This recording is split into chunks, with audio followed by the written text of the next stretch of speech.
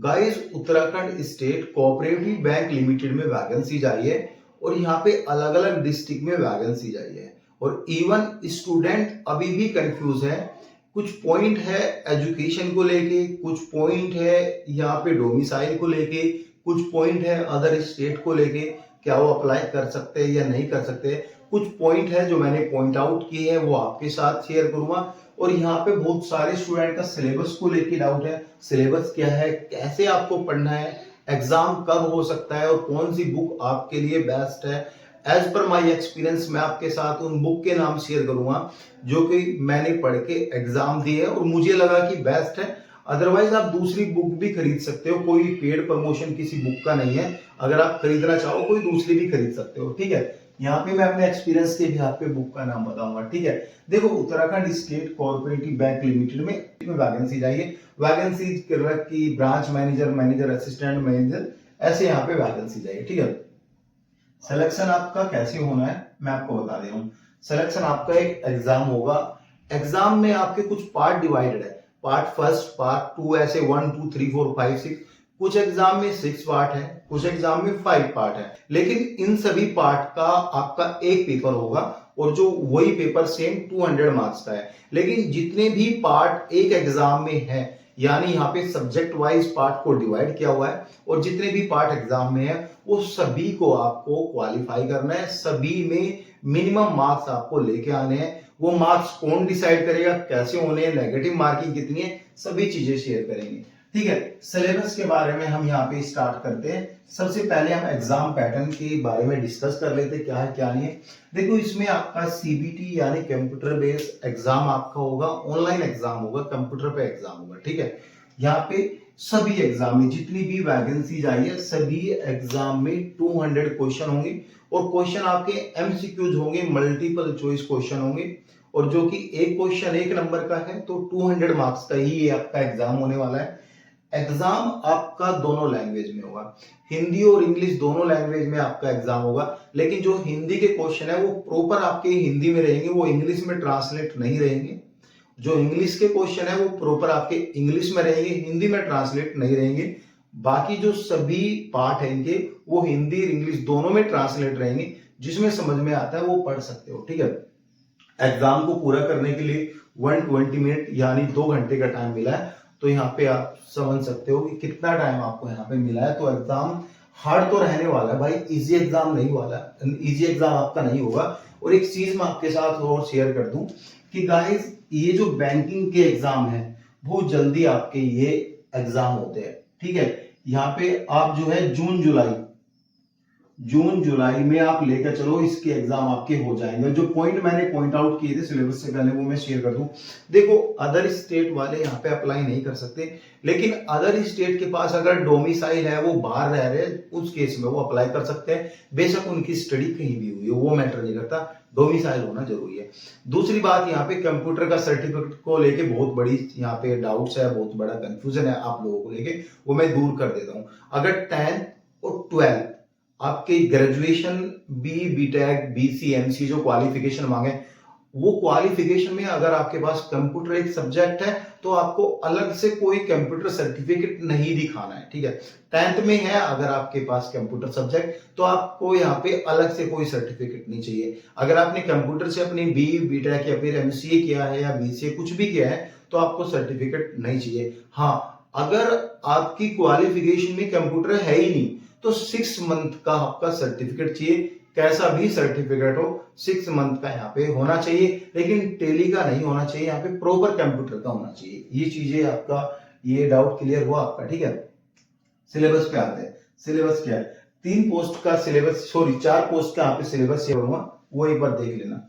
देखो, यहाँ पे क्लर्क कम कैशियर की वैकेंसी है, बाकी बची का मैं बाद में करूंगा। जूनियर ब्रांच मैनेजर का और मैनेजर का है, असिस्टेंट मैनेजर का है। और यहाँ पे कंफ्यूज करने वाली बहुत सारी चीजें हैं, क्लियर करूंगा। ये क्यों कंफ्यूज करते हैं? एग्जाम तो ऑलमोस्ट सेम ही रहेगा लेकिन यहाँ पे कंफ्यूज कर देते हैं।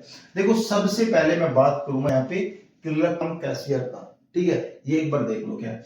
रीजनिंग के 40 क्वेश्चन और न्यूमेरिकल एबिलिटी के 40 क्वेश्चन, लगभग 80 मार्क्स ये आपके हुए, और कहीं ना कहीं ये मैथ से रिलेट करते हैं। इनको अगर आप पढ़ना चाहो, बुक लेना चाहो, तो मेरे हिसाब से आप ले सकते हो, और मेरे हिसाब से कोई भी कोर्स खरीदने की कोई जरूरत नहीं इन 2 सब्जेक्ट में आपका। अगर आप पहले से तैयारी कर रहे हैं तो वेल एंड गुड, आपको पता होगा क्या करना क्या नहीं करना। बहुत सारे बीटेक स्टूडेंट है, एमसीए बीसीए वाले स्टूडेंट है, और गाइज वो पहले से स्टडी नहीं करते हैं, वो यहाँ पे एकदम से स्विच करते।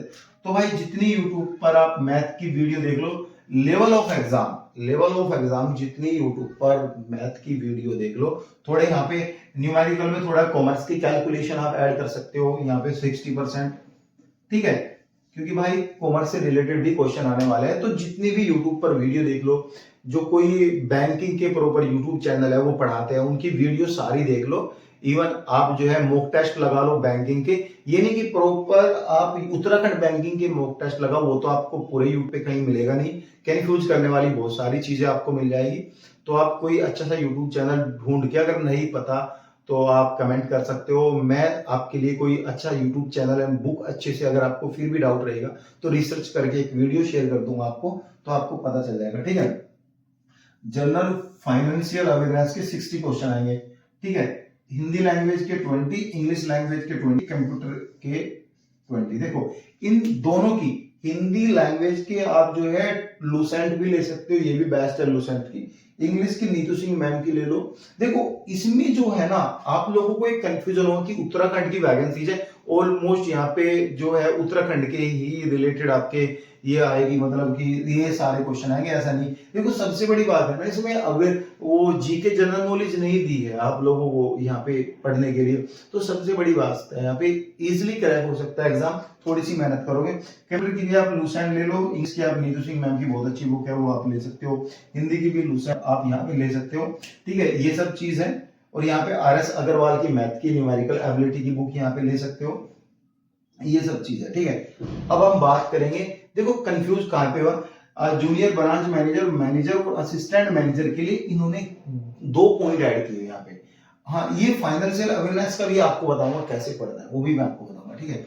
यहाँ पे 2 पॉइंट यहाँ पे ऐड किए हुए कि जो न्यूमेरिकल एबिलिटी है, ये तो मैथ है, यहाँ पे दिया है क्वांटिटेटिव एप्टीट्यूड का दिया है, और डाटा इंटरप्रिटेशन का यहाँ पे दिया हुआ है।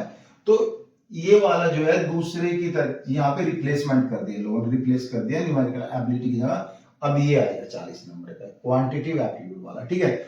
और यहाँ पे जो 3rd नंबर में जनरल फाइनेंशियल अवेयरनेस लगा था, और इन तीनों पोस्ट के लिए branch, junior branch manager, assistant manager के लिए यहाँ पे ओनली फाइनेंशियल अवेयरनेस लिख दिया लोगों ने, तो बात एक ही है। अब मैं बता देता हूँ ये पढ़ना कहां से है भाई। जो बैंकिंग की, IBPS की, इवन बहुत सारे बैंकिंग की, नैनीताल बैंकिंग में भी वैकेंसी आती है, बहुत अच्छी आती है, और रिसेंटली भी वैकेंसी आई थी, हर साल वैकेंसी निकालता है, उसके आप एक बार क्वेश्चन पेपर उठा के देख लो, वे आप पढ़ लो। और गाइस इसमें LIC की भी वैकेंसी आती है, और बहुत सारे यूट्यूबर है वो कोचिंग भी कराते हैं इसकी फाइनेंशियल की, तो आप ये पेड कोर्स खरीद सकते हो। और एक चीज बता दूं, जितने भी ये पार्ट है 1 2 3 4 5 6 पार्ट है जितने भी, उसमें आपको अलग अलग यहाँ पे स्कोर बनाना है। अब कितना बनाना है वो जो है वो डिपेंड करेगा यहाँ पे उत्तराखंड बैंकिंग के ऊपर, कि मैं कितने पैकेज स्टूडेंट को पास कर रहा हूँ। 2 तरह से स्कोर बनेगा, वो भी आपको टाइमली बताऊंगा। और हाँ, इस एग्जाम में नेगेटिव मार्किंग है, 1/4 की इस एग्जाम में नेगेटिव मार्किंग रखी गई है। तो ये मत समझना कि नेगेटिव मार्किंग नहीं है, प्रॉपर पेनल्टीज लगेगी आपको जो आप यहाँ पे रोंग करोगे। तो रोंग करने का यहाँ पे सवाल नहीं होता। हाँ, अगर तुक्के भी मार सकते हो तो आप देख सकते हो, ऐसे नहीं मारना कि अलग अलग ग्राफ बनाना। तो सभी जैसे 15-20 क्वेश्चन है, सभी में बी करके आना, जिसमें कि 4-5 बी का आपको तुक्का भी लग सकता है। तो कहीं ना कहीं वो जब आपका नॉर्मलाइजेशन होगा, हालांकि तो होगा नहीं, अगर फिर भी हुआ, शिफ्ट मल्टीपल शिफ्ट गई, तो थोड़ा बहुत बेनिफिट आपको मिल जाएगा, ठीक है। अब बात करेंगे senior branch manager. Senior branch manager में ओनली 5 पार्ट है। 5 पार्ट क्या है वो देख लो, इसमें तो कौन सा पार्ट रिमूव हुआ है, हिंदी का पार्ट इसमें रिमूव हुआ, बाकी ऑलमोस्ट यहाँ पे सेम है, लेकिन number of question, number of marks यहाँ पे थोड़े चेंज हुए। कितने हुए? रीजनिंग के 50 आएंगे, quantity aptitude and data interpretation के यहाँ पे 50 क्वेश्चन आएंगे, और यहाँ पे जो है फाइनेंशियल अवेयरनेस के 60 क्वेश्चन आएंगे, इंग्लिश की 20, कंप्यूटर की 20। ये थोड़ा चेंज हुआ है, ये थोड़ा देख लेना आप, सिर्फ सीनियर ब्रांच मैनेजर का चेंज हुआ है। हिंदी को हटा के जो हिंदी के 20 क्वेश्चन है वो यहाँ पे 10 क्वेश्चन तो आपको रीजनिंग में ऐड कर, तो 50 का कर दिया है, ठीक है। क्वांटिटेटिव एप्टीट्यूड में भी इन्होंने 10 नंबर ऐड करे, तो 20 नंबर यहाँ पे ऐड कर दिए, बाकी ऑलमोस्ट सेम है। अब यहाँ पे एग्जाम सेंटर को लेके बहुत सारे स्टूडेंट को डाउट है। एग्जाम सेंटर जो है वो देहरादून होगा, हल्द्वानी, रुड़की होगा अगर आप उत्तराखंड में एग्जाम दोगे। आउटसाइड उत्तराखंड में एग्जाम दोगे तो दिल्ली, लखनऊ, मेरठ होगा, ठीक है। स्कोर कैसे बनेगा इसकी वो आपको बाद में बता दूं। इसकी फाइनेंशियल अवेयरनेस की जो बुक है वो बहुत अच्छी बुक है, वो भी आप जो है वो ऑनलाइन भी खरीद सकते हो, मिलती है। बट मैं सजेस्ट करूंगा आप साइड बाय साइड थोड़ा यूट्यूब चैनल की हेल्प ले लो, किसी की नहीं पता तो मैं आपको गाइड कर दूंगा, ठीक है। दो तरह से आपकी कट ऑफ बनेगी ऑन इंडिविजुअल टेस्ट। मेरा कहने का मतलब जैसे 6 पार्ट में एग्जाम हुआ तो इंडिविजुअल रीजनिंग में कितने नंबर है, न्यूमेरिकल एबिलिटी में कितने नंबर है, ये फाइनेंशियल अवेयरनेस में कितने नंबर है, हिंदी में कितने नंबर है, इंग्लिश में कितने नंबर है, पहले तो ऐसे बनेगी और प्रॉपर एक पॉइंट काउंट किए जाएंगे आपके कि इतने हैं, ठीक है। उसके बाद ये बनने के बाद उन्हें लगा कि नंबर ऑफ कैंडिडेट सफिशिएंट है, ठीक है। तो नंबर ऑफ कैंडिडेट सफिशिएंट है तो हाई रैंकिंग पे लगी, तो यहाँ पे अगर सपोज करो यहाँ पे 200 मार्क्स का एग्जाम है, अगर ऑलमोस्ट 50% कैंडिडेट के सभी में यहाँ पे आप 40 में से किसी में 30 टोटल मिला के तो 150 नंबर है, तो भाई ये कट ऑफ फिर हाई चली जाएगी, ठीक है। और गाइस फिर एक अलग से कट ऑफ बनेगी जो ऑन टोटल स्कोर पे कट ऑफ बनेगी, वो 2 डिजिट में आपकी कट ऑफ बनेगी पॉइंट में, ठीक है। वो ऐसे आपकी कट ऑफ बनेगी। फिर आपका जो है एक प्रोविजनल अलॉटमेंट होगी, जो आपकी बैंक की प्रोविजनल अलॉटमेंट होगी, वो सब होगा, ठीक है। कुछ भी डाउट रहता है तो आप कमेंट पिन कर सकते हो, इवन